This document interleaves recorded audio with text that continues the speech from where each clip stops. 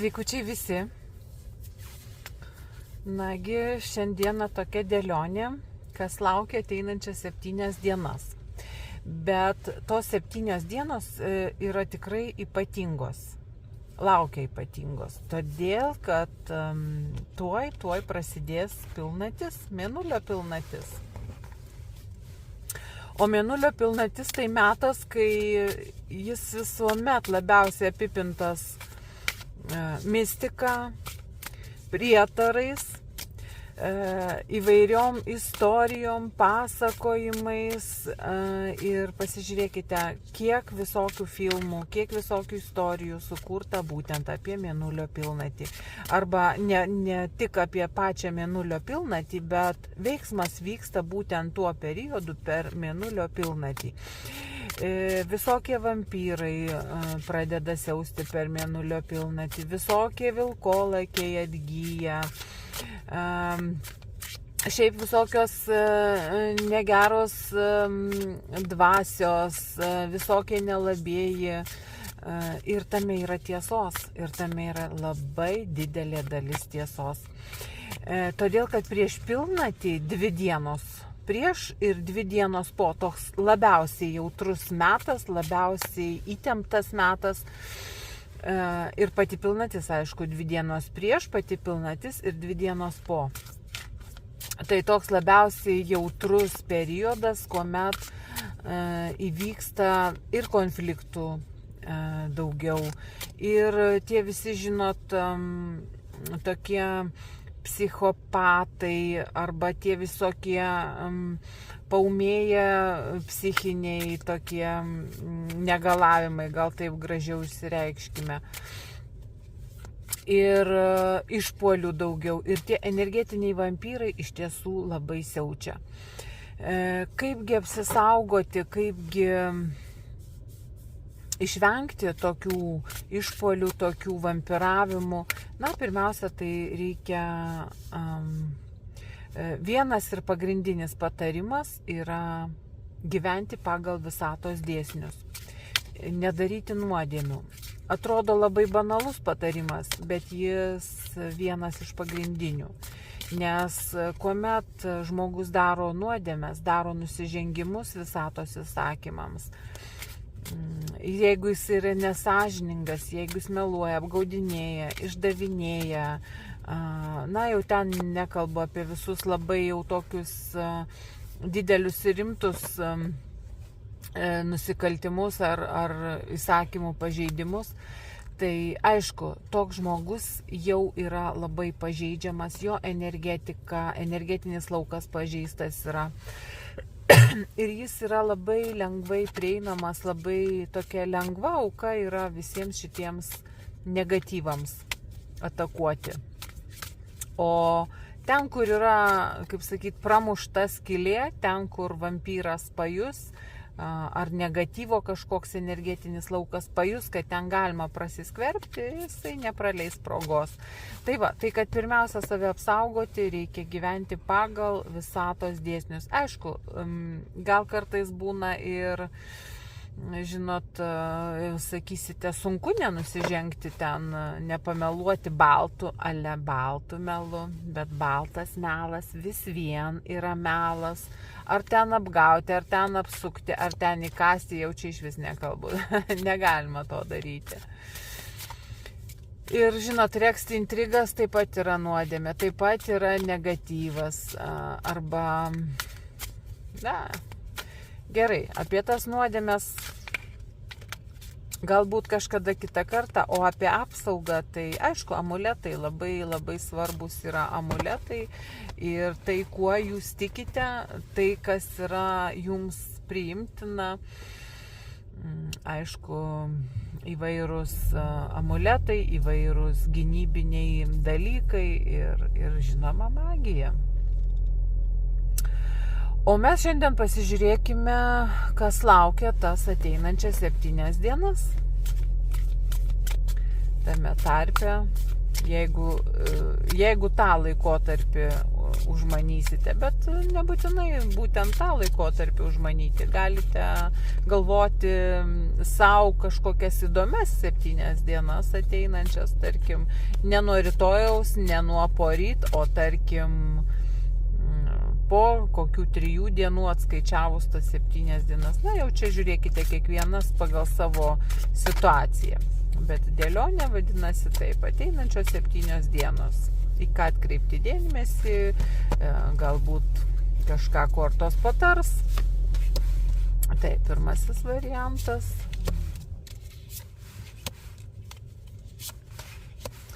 Vat norisi po 4 kortas dėti, o po to žiūrėsime. Gal bus ir papildymas reikalingas. Trečiasis.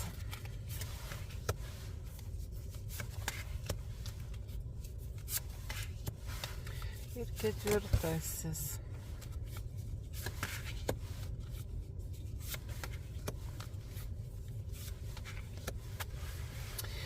Taigi, išsirinkite savo variantą. Su mumis šiandien Gustavo Klimto taro kortos, nuostabiosios auksinės Gustavo Klimto taro.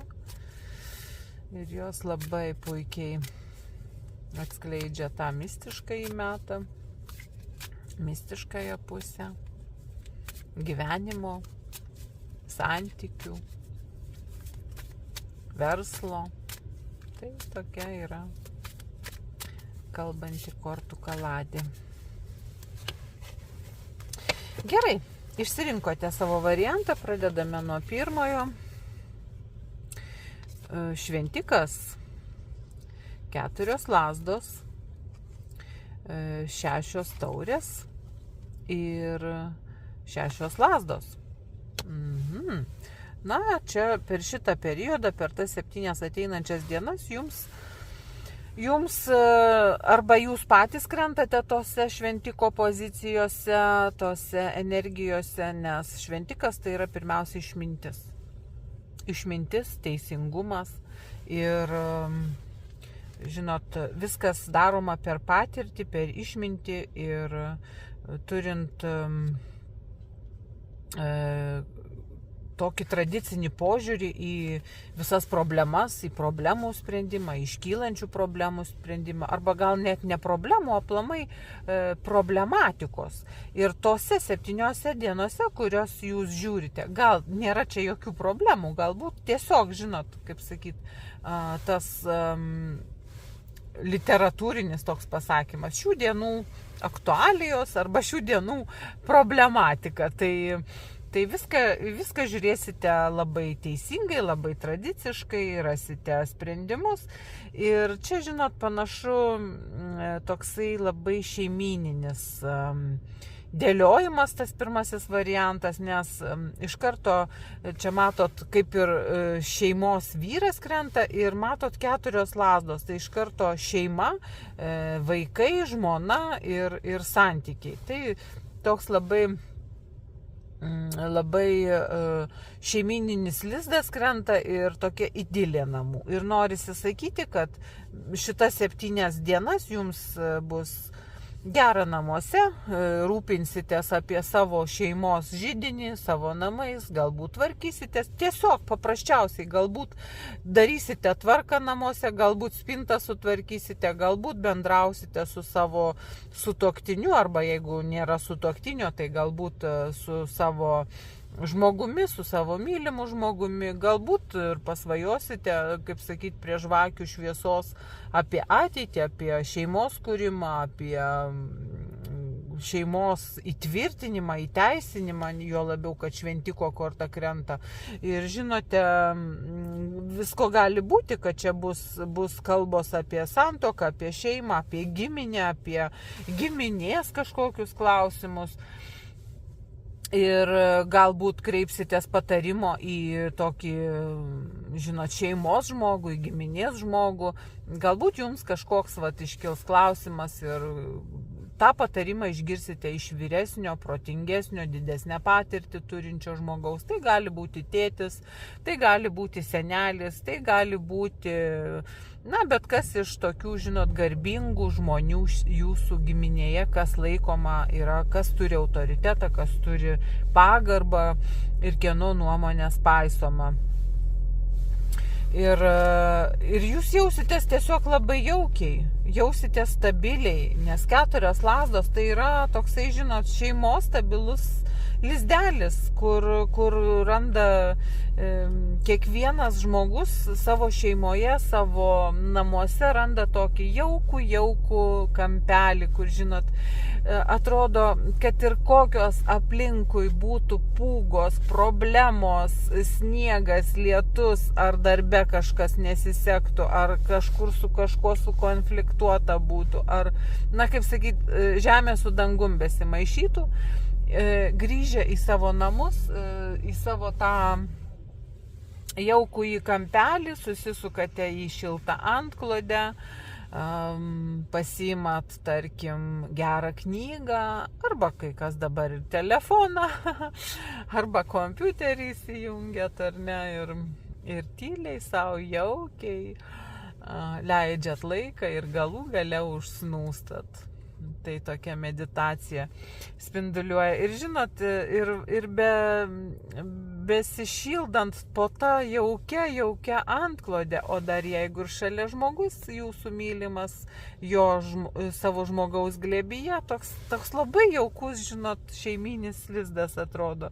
Ir nuklystate bemedituodami į, kai apima šiluma, kai grįžti iš lauko sušalęs, ir namuose sušyli, apima toks geras palaimos jausmas, šilta, gera, jauku, dar jeigu mylimas žmogus apkabinės, tai nugrimsta mintis į prisiminimus, į vaikystės prisiminimus, galbūt į praeitį, galbūt tiesiog leisite vakarus taip jaukiai, bediskutuojant. Ir galimas dalykas čia, galimas kažkoks šeimyninis susibūrimas. Galite ne tik dviese, gali ir, tarkim, atvykti pas jūs artimieji, arba jūs nuvyksite pas savo artimuosius, kartu praleisti laiko ir galbūt netgi kažkokias iškilmes pažymėti, galbūt kažkokią šeimoje progą turėsite, arba tiesiog savaitgalį susitiksite su savo giminės žmonėmis, su savo artimaisiais, su savo mielais žmonėmis. Ir ten, giminėje visą laiką irgi yra toksai, kaip sakyt, reikia, hierarchijos paisyti ir giminėj.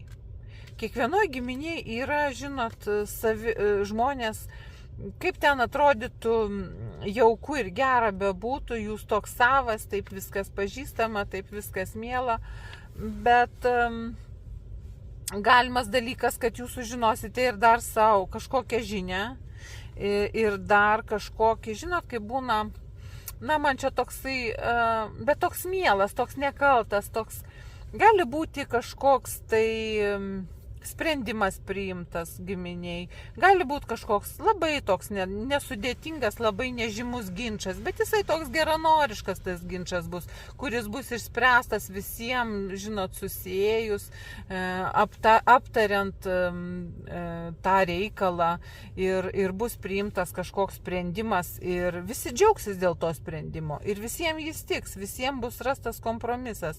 Nors kaip iš karto užsiminiau, kad giminiai yra vis tiek hierarchija, yra vieni geresni už kitus, vis tiek dažnai būna, ypatingai didelėse giminėse. Ir dažnai būna taip, kad ne visi labai jaukiai jaučiasi. Bet čia, šitą savaitę bus viskas, kaip sakyt, visiems labai jauku. Visiems bus labai gera, bus rastas sprendimas ir giminės nariai visi bus labai geranoriški. Visiems bus gera, jauku, suseit prie bendro stalo, kaip sakyt, prie bendrų aptarimų, prie kažkokio nutarimo ar kažkokio sprendimo priėmimo. Tai va, ir ypatingai čia, jeigu žiūrime jums, tai aišku, tai jūs būsite patenkinti šituo sprendimu ir šituo laikotarpiu. Giminės sprendimu, tai va. Ir toks labai jaukus, labai malonus, labai mielas laikas laukia. Tai toks pirmasis variantas. Antrasis. Ateinančios 7 dienos.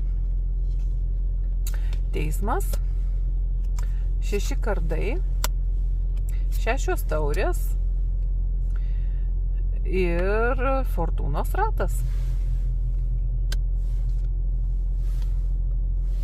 Na, teismas kažkoks tai laukia sprendimas, kažkokio klausimo, kažkokios aktualijos arba jums neaiškaus kažkokio dalyko išsprendimas ir kažkokia išeitis bus arba kaip tik galbūt kažkas bus tokio, nuosprendis, gal taip galima netgi sakyti. Ir žinot, o tas nuosprendis tai jisai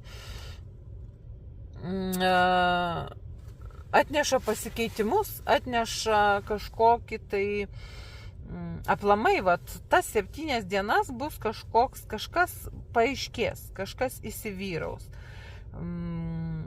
Bus kažkoks atsinaujinimas, pasikeis kažkas. Galima tikėtis, kad rasite išeitį. Ir žiūrėkite, 6 kardai. Tai tas 6 kardų, korta šita, jinai sako, kad galimas dalykas tas kažkoks bus kelionė arba vietos pakeitimas, arba teks,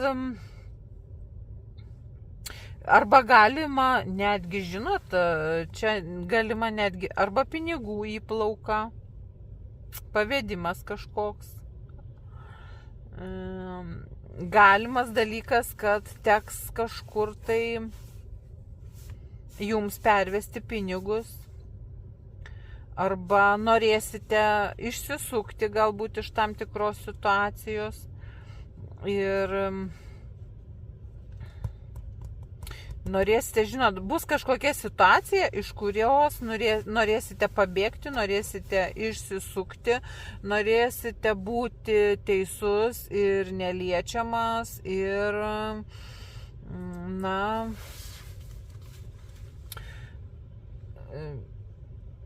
bet žinot, dar kas yra, per tą 7 dienų periodą, ta korta teismas ir tie 6 kardai, galimas dalykas, kad pakeisite savo požiūrį. Jūsų požiūris pasidarys kažkoks teigiamas. Aplamai į įvykius, į pasaulį ir į visą tai, kas vyksta aplink jūs. Nes galbūt prieš tai kažkokią įtampą dėl kažko jautėte, galbūt, žinot, kažko jaudinotės ar netgi bijojote. Tai va, ir čia, žinot, bus toksai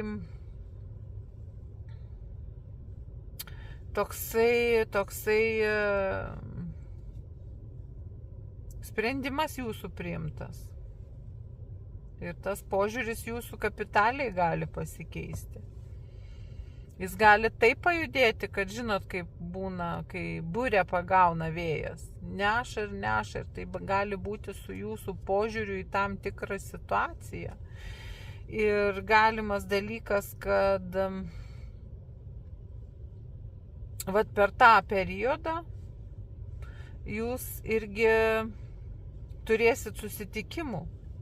Turėsit su kažkuo tai malonių susitikimų.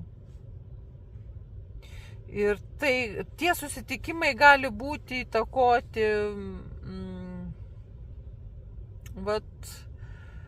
tų naujų pokyčių, tų naujų minčių ir tie pasikeitimai bus tokie, žinot, smagus. Nors jums iš pradžių ta pilnatis bus gana sunki, toks jausis kažkoks, nenorėsite iš pradžių to pasikeitimo, kažkokios situacijos, bet įvykiai pakeis jūsų požiūrį. Jūs pasikeisite.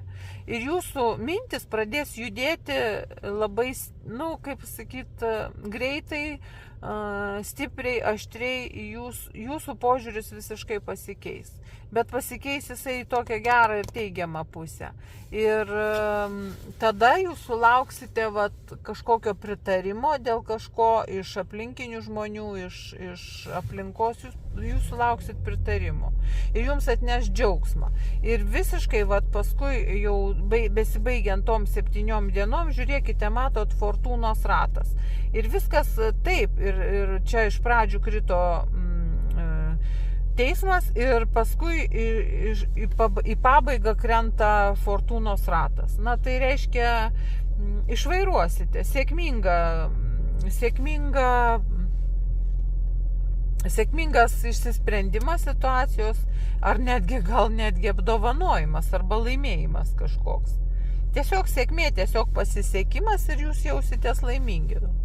Paskui po viso to įvykio pasisukimo, pasikeitimo ir tam tikrų žmonių palaikymo. Turėsite palaikymą tam tikrų žmonių ir bus sėkmė, nusišypsos. Viskas pasikeis į gerą. Nors iš pradžių jūs būsite kaip ir suglumę ar netgi išsigandę labai tokių kapitalių ir aštrių pasikeitimų. Ir jie greitai įvyks.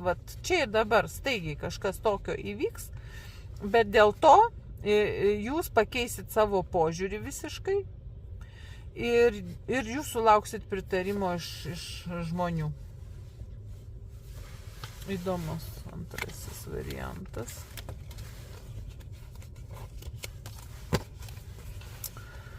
Taip, ateinančios 7 dienos, 3. 10 taurių, taurių karalius, 6 lazdos ir kardų karalienė.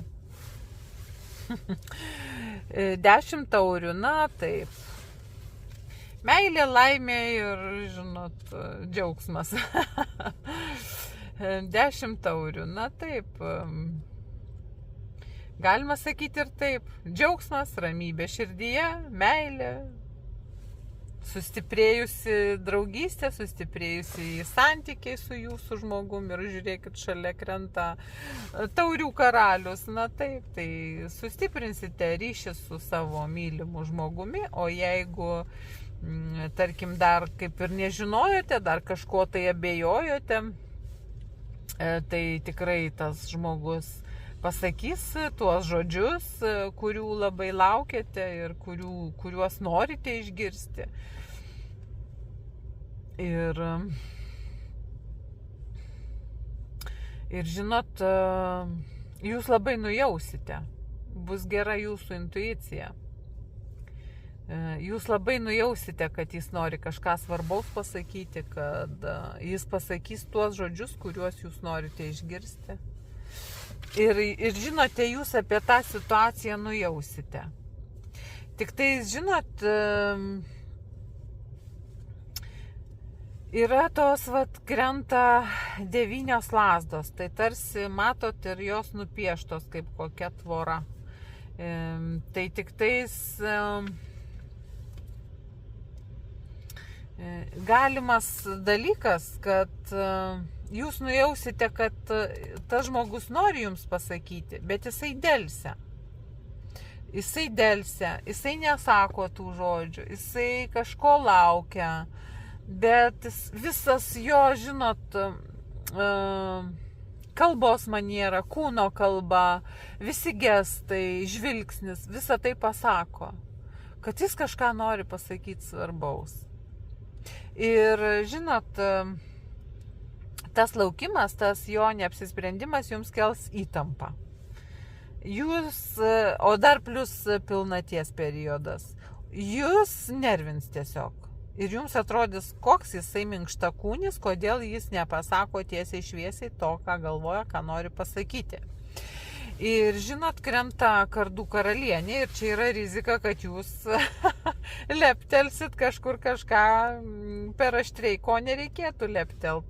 Tai jeigu norite išgirsti tuos žodžius, tai susilaikykite nuo tokių, žinot, aštrių komentarų, nes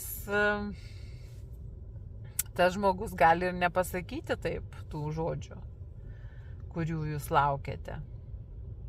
Va, ir jisai gali tada pagalvoti, kad galbūt dar ne laikas įsipareigoti, dar ne laikas čia, žinot,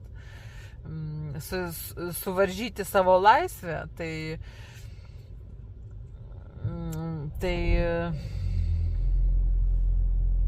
O jums dėl to bus liūdna. Tai toks patarimas iš karto irgi, kad jeigu norite, tai to žmogaus prisipažinimo ar kažkokios frazės, kurios laukiate, išlaukite. Na ir kas, kad jis nedrįsta, tegul išdrįsta. Žaiskite su juo. Tai va. Nes jūs esat labai protinga moteris ir jūs, žinot, aišku, suprantu, negailestinga esat tokiems dalykams, kurie yra, na, tiesiog veblenimai, mekenimai ir nedrasumas. Tai jūs negalite šito pakęsti greičiausiai ir jūs galite leptelt kažkur kažką tokio, kad tas žmogus, kaip sakyt, pasipils lietus iš debesų jam į tą taurę. Tai galite išgąsdinti, žodžiu. Nes vyrams iš tikrųjų labai nedrąsu kalbėti tuos žodžius, kurių moterys labai laukia. Ir jie vengia, kaip įmanydami vengia ir mėgina išsisukti nuo tokių žodžių, nuo tokių frazių. Tai arba dar, žinot, būna taip, kad mergaitės sugalvoja paskatinti jį pasakyti kažką tokio, tai mėto užuominas, kurių vyrai visai nesupranta. Vyrai, žinot, pas juos yra kitas pusrutulis dirba negu pas moteris. Jiems reikia tiesiai šviesiai sakyti, o ne užuominų. Vyrai užuominų nesupranta, atsiminkit mergaitės. Tai va, ir tik tais, na, nebūkit tokia labai žiauri ir nekantri. Nes jūs tikrai galite sukelti ginčą. Ir jisai tada gali pasitraukti, gali atšalti, bet jisai į jūsų pusę labai toksai su tom pilnom taurėm ir su labai šiltais jausmais. Ir galimas dalykas, kad jūs praleisite laiką šitas 7 dienas kartu ir kažkurias, tai tarkim, na, ateina ir savaitgalis, ar ne, tai galbūt kažkur romantiškai laiką leisite. Tik yra rizika kažkur jums leptelt, kad tik nesusipyktumėt. Bet jeigu norit išsakyti kažką tam vyrui, tai raskite švelnesnių būdų, bet tiesiai šviesiai, be jokių, žinot, užuolankų, be jokių, tiesiai šviesiai, bet labai švelniai. Ir tada jisai supras ir neprarasite jo šiltų jausmų ir šilto požiūrio į jūs. Taip, toliau ateinančios 7 dienos, 4 variantas. 3 lazdos, kardų karalius, 2 lazdos ir aukščiausioji žynė. O, 3 lazdos, na, 3 lazdos veiksmas ateina, prasidės veiksmas. Žiūrėkit, 3 lazdos tai yra jau suplanuoti kaip veiksmai, darbai, planai yra sudėlioti ir tikėtina, kad jie bus sėkmingi. Tie visi planai, tie visi darbai ir jie bus įgyvendinti. Ir žiūrėkite, šalia krenta kardų karalius, kuris pagaliau supras labai daug dalykų ir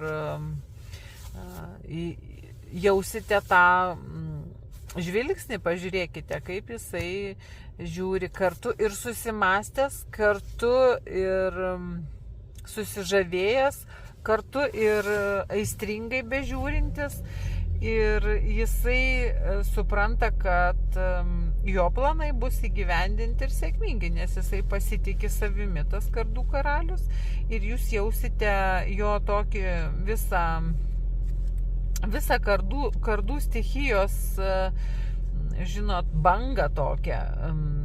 Tai jisai toksai valdingas vyras ir jūs jausit, kad jisai sugalvojo, padarė, pasakė ir tvirta, viskas kaip kardu nukirsta. Ir jis autoritetingas ir kas įdomiausia, jūsų akise jis autoritetingas. Bet kas svarbiausia, žiūrėkite, jūs krentate aukščiausiąją žinią, nes jis jūs gerbia. Jis jumise mato didžiulį potencialą ir jis pagaliau išsirinks jūs. Nes matot, čia planavo, dėliojo, sprendė ir panašu, kad jau šitos 7 dienų periodo laike jis padarys tuos sprendimus, jis apsispręs ir supras labai daug dalykų. Nes kardų karalius pirmiausia, tai jisai labai toksai... jisai protingas pirmiausia žmogus. Gudrus ir protingas žmogus. Ir jis nori pirmiausia, žinot, visi mes turim būti kažkiek egoistais, bet jisai irgi nori būti egoistų ir ta gerąja prasme, kad gyventi būtų gera, kad būtų gyvenimas prasmingas, lengvas ir sektųsi ir būtų galima sutarti. Ir žiūrėkite, jis jumise išvelgia tą aukščiausiąją žinią. O aukščiausioje žinė tai taip, jisai pirmiausia su tokia garbinga, kaip čia pasakyti, jis mato jumise tokią garbingą moterį, kuri verta pagarbos, kuri sukelia tokį jaudulį, kuri tuo pačiu ir paslaptinga ir neatskleista, kas jį be galo žavi, dėl ko jis ir renkasi jūs. Ir matot, ir jis nori jūs iki galo užkariauti, nes jisai dar jisai, žinot, turi tų tokių daug klausimų dėl jūsų. Ir tie klausimai jį be galo traukia. Ir matot, kaip jisai susimastęs. Jam įdomu iki galo atskleisti tuos visus niuansus, tas paslaptis, nes jūs tokia paslaptinga ir mistiška, kad ir sudominote jį tuo. Ir jūs pajusite jo tą tokį susidomėjimą, jis rodys jums dėmesį, jisai kažką siūlys jums ir jisai, žinot, nebus pasiruošęs, kaip sakyt, pralaimėti. Jisai tikės savo veiksmų pergalę, savo planų sėkme ir nepriims kažkokio tai atstumimo ar kažkokio kito dalyko neigiamo, ta prasme. Ir jisai mato santykiuose su jumis didžiulį potencialą. Ir tokios moters jis ir ieškojo. Ir jisai, žinot, taip sėdėdamas ir sako, jo, taip, čia mano antroji pusė. Aš tokios moters ir ieškojau. Ir tos 2 lazdos pasako, kad taip jis jūs pasirinko. Taip, smagu. Šaunu. Tai tai tokios ateinančios 7 dienos pagal tas mistiškasias Taro Klimt. Gustavo Klimto Taro kortas.